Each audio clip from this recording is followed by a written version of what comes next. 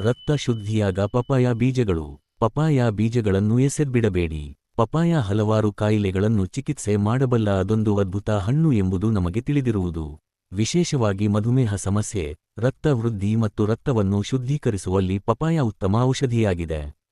ಆದರೆ ನಾವು ಪಪಾಯ ಬೀಜಗಳನ್ನು ಮಹತ್ವ ನೀಡದೆ ಎಸೆಯುವವು. ಆದರೆ ಪಪಾಯ ಹಣ್ಣಿನಲ್ಲಿರುವಂತೆ ಬೀಜಗಳಲ್ಲಿಯೂ ಕೂಡ ಬಹುಮಟ್ಟಿನ ಔಷಧೀಯ ಗುಣಗಳು ಮತ್ತು ಪೋಷಕಾಂಶಗಳು ಇರುವುದಾಗಿ ವೈದ್ಯರು ಮತ್ತು ಪೋಷಕಾಂಶ ತಜ್ಞರು ಹೇಳಿದ್ದಾರೆ. ಈ ಎಸೆಯಲ್ಪಡುವ ಬೀಜಗಳಲ್ಲಿ ಇಷ್ಟು ಪ್ರಯೋಜನಗಳಿರುವಾಗ ನಾವು ಏಕೆ ಅವುಗಳನ್ನು ತ್ಯಜಿಸಬೇಕು?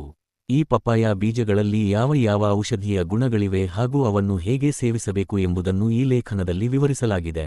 ರುಚಿ ಹೆಚ್ಚಿಸುತ್ತದೆ, ತೂಕವನ್ನು ಕಡಿಮೆ ಮಾಡುತ್ತದೆ, ಸೋಂಕುಗಳು ಹರಡುವುದನ್ನು ತಡೆಯುತ್ತದೆ, ಜಠರ ಮತ್ತು ಹೊಟ್ಟೆಯ ಸಮಸ್ಯೆಗಳನ್ನು ಪರಿಹರಿಸುತ್ತದೆ, ಋತುಮತಿಯ ಸಮಯದಲ್ಲಿ ಉಂಟಾಗುವ ಹೊಟ್ಟೆ ನೋವು, ತೊಡೆಯು ಮತ್ತು ನಡುನೋವನ್ನು ಕಡಿಮೆ ಮಾಡುತ್ತದೆ, ಕೊಬ್ಬನ್ನು ಕರಗಿಸುತ್ತದೆ. ಹೇಗೆ ಸೇವಿಸಬೇಕು? ಮೊದಲನೆಯದಾಗಿ ಗಮನಿಸಬೇಕಾದ ವಿಷಯವೆಂದರೆ ಇದು ಒಳ್ಳೆಯದು ಅಂತಹ ಕಾರಣಕ್ಕೆ ಮಿತಿ ಮೀರಿ ಸೇವಿಸಬಾರದು. ಮಿತಿಯಿಂದ ಸೇವಿಸಬೇಕು.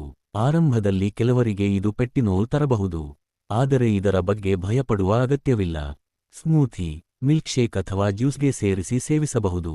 ಒಂದೆರಡು ಬೀಜಗಳನ್ನು ಪುಡಿಯಾಗಿ ಮಾಡಿ ಫ್ರೂಟ್ ಸಾಲಡ್ಗಳಲ್ಲಿ ಹಾಕಿ ಸೇವಿಸಬಹುದು. ಪಪಾಯ ಬೀಜಗಳಿಗೆ ಜೇನು ಅಥವಾ ಬೆಲ್ಲವನ್ನು ಸೇರಿಸಿ ಸೇವಿಸಿ. ಬೀಜಗಳನ್ನು ಬಿಸಿಲಿನಲ್ಲಿ ಒಣಹಿಟ್ಟು ಮಾಡಿ ಪುಡಿ ಮಾಡಿಕೊಂಡು ಸೂಪ್ ಅಥವಾ ರಸಂಗೆ ಸೇರಿಸಬಹುದು. ವೈದ್ಯರು ಸುರೇಶ್